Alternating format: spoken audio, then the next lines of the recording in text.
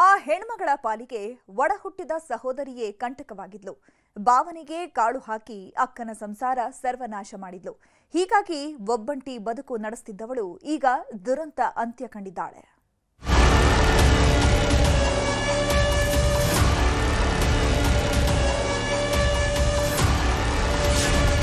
ಅಕ್ಕನ ಗಂಡನನ್ನೇ ಮದುವೆಯಾಗಿದ್ದಳು ತಂಗಿ. ಪತ್ನಿ ತಂಗಿ ಜೊತೆ ಸಂಸಾರ, ಹಿರಿಯ ಹೆಂಡತಿ ದುರಂತ ಅಂತ್ಯ. ಇದೊಂಥರ ವಿಚಿತ್ರ ಪ್ರೇಮ ಕಥೆ. ಅಕ್ಕನ ಗಂಡನನ್ನೇ ತಂಗಿ ಪ್ರೀತಿಸಿ ಮದುವೆಯಾದ ವಿಲಕ್ಷಣ ಕಥೆ. ಪ್ರತಿ ಹೆಣ್ಣು ಮಕ್ಕಳಿಗೆ ಅಕ್ಕ ಅಥವಾ ತಂಗಿಯ ಗಂಡ ಅಂದ್ರೆ ಸೋದರ ಸಂಬಂಧದಂತೆ ಅಂತಾರೆ. ಆದ್ರೆ ಈಕೆಯ ಪಾಲಿಗೆ ತಂಗಿಯೇ ಸವತಿಯಾಗಿದ್ದಳು. ಅಕ್ಕನ ಗಂಡನನ್ನೇ ಬುಟ್ಟಿಗೆ ಕೆಡವಿಕೊಂಡವಳು. ಗಂಡನ ಪಟ್ಟ ಕೊಟ್ಟಿದ್ಲು. ಯಾವಾಗ ಸ್ವಂತ ತಂಗಿಯೇ ತನ್ನ ಸಂಸಾರಕ್ಕೆ ಹುಳಿ ಹಿಂಡಿದ್ಲು.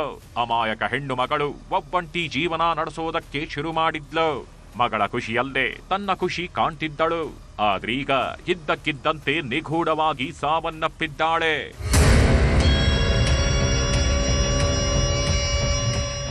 ಈ ಹೆಣ್ಣು ಮಗಳ ಹೆಸರು ಪ್ರಮೋದ ಅಂತ.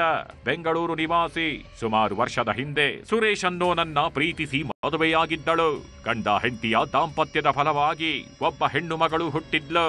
ಆದ್ರೆ ಅಕ್ಕನ ಗಂಡನ ಮೇಲೆ ಈಕೆಯ ತಂಗಿಯೇ ಕಣ್ಣು ಹಾಕಿದ್ಲು. ಬಾವ ಅನ್ನೋದನ್ನು ಮರೆತವಳು. ಅಕ್ಕನ ಗಂಡನನ್ನೇ ಬಲೆಗೆ ಕೆಡವಿಕೊಂಡಿದ್ಲು. ಹೀಗಾಗಿ ಗಂಡನಿಂದ ದೂರವಾದವಳು. ಗಾರ್ಮೆಂಟ್ಸ್ ನಲ್ಲಿ ಕೆಲಸ ಮಾಡಿಕೊಂಡಿದ್ಲು. ಪ್ರಮೋದ ಬೊಮ್ಮನಹಳ್ಳಿಯ ಹೊಂಗಸಂದ್ರದಲ್ಲಿ ವಾಸವಾಗಿದ್ರೆ, ಈಕೆಯ ತಂಗಿ ಹೊರಮಾವು ಬಳಿಯ ಕಲ್ಕೆರೆಯಲ್ಲಿ ಬಾಡಿಗೆ ಮನೆ ಮಾಡಿಕೊಂಡಿದ್ರು. ಯಾವಾಗ ತಂಗಿಯೇ ಅಕ್ಕನ ಸಂಸಾರವನ್ನ ಹಾಳು ಮಾಡಿದ್ಲು. ಗಂಡ ಹಾಗೂ ತಂಗಿಯ ಸಂಪರ್ಕವನ್ನೇ ಇಟ್ಕೊಂಡಿರ್ಲಿಲ್ಲ ಪ್ರಮೋದ. ಚೆನ್ನಾಗಿಯೇ ಇದ್ದ ಪ್ರಮೋದ ನಿನ್ನೆ ಯಾರ ಸಂಪರ್ಕಕ್ಕೂ ಸಿಕ್ಕಿರ್ಲಿಲ್ಲ. ಸಂಬಂಧಿಕರು ಎಷ್ಟೇ ಫೋನ್ ಮಾಡಿದ್ರು ಫೋನ್ ರಿಸೀವ್ ಮಾಡಿರ್ಲಿಲ್ಲ. ಹೀಗಾಗಿ ಸ್ವಲ್ಪ ಸಮಯ ಕಾದವರು ಸೀದಾ ಬೊಮ್ಮನಹಳ್ಳಿಯ ಮನೆಗೆ ಬಂದಿದ್ದಾರೆ. ಆದ್ರೆ ಮನೆಯ ಹೊರಗಡೆಯಿಂದ ಲಾಕ್ ಆಗಿತ್ತು. ಹೀಗಾಗಿ ಮನೆ ಮಾಲೀಕರಿಗೆ ವಿಷಯ ಮುಟ್ಟಿಸ್ತಿದ್ದಂತೆ ಕಿಟಕಿ ತೆಗೆದು ನೋಡಿದ್ದಾರೆ. ಯಾರು ಕಾಣದಿದ್ದಾಗ ಬಾಗಿಲು ಒಡೆದು ನೋಡಿದಾಗ ಪ್ರಮೋದ ಮೃತದೇಹ ರಕ್ತಸಿಕ್ತ ಸ್ಥಿತಿಯಲ್ಲಿ ಪತ್ತೆಯಾಗಿದೆ. ನಿನ್ನೆ ಸಂಜೆ ನಮ್ಮ ಬೊಮ್ಮನಹಳ್ಳಿ ಪೊಲೀಸ್ ಠಾಣೆಗೆ ಕರೆ ಬಂದಿತ್ತು. ಈ ತರ ಒಂದು ಸಸ್ಪೆಕ್ಟೆಡ್ ಮರ್ಡರ್ ಇದೆ, ಲೀಡ್ ಇದು ಅನ್ಕೊಂಡು. ಆಗ ನಾವೆಲ್ಲ ಸ್ಪಾಟ್ ವಿಸಿಟ್ ಎಲ್ಲ ಮಾಡಿದಾಗ ಒಂದು ಕೊಲೆ ಪ್ರಕರಣ ದಾಖಲಿಸ್ಕೊಂಡಿದ್ದೀವಿ.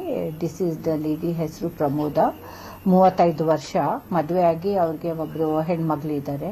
ಕಾರಣ ಏನು ಯಾರು ಅಂತ ಇನ್ನೂ ಪತ್ತೆ ಆಗಿಲ್ಲ. ಪ್ರಕರಣ ದಾಖಲಿಸಿಕೊಂಡು ತನಿಖೆ ಮಾಡ್ತಾ ಇದ್ವಿ. ತಂಡಗಳು ರಚಿಸಿದ್ದೀವಿ ಇದರದ್ದು ಪ್ರಕರಣವನ್ನು ಭೇದಿಸಿದ್ದಕ್ಕೆ.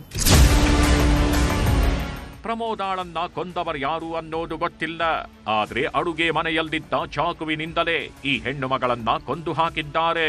ನಂತರ ಮನೆಯ ಬಾಗಿಲನ್ನ ಲಾಕ್ ಮಾಡಿಕೊಂಡು ಕಾಲ್ ಕಿತ್ತಿದ್ದಾರೆ. ಪ್ರಕರಣ ದಾಖಲಿಸಿಕೊಂಡಿರೋ ಬೊಮ್ಮನಹಳ್ಳಿ ಪೊಲೀಸರು ಹಂತಕನಿಗೆ ಬಲೆ ಬೀಸಿದ್ದಾರೆ. ಒಟ್ನಲ್ಲಿ ಗಂಡನಿಂದ ದೂರವಾದವಳು ತಾನಾಯ್ತು ತನ್ನ ಪಾಡಾಯ್ತು ಅಂತಿದ್ರು ಬಿಡದೆ ಹೊಡೆದು ಕೊಂದಿದ್ದಾರೆ.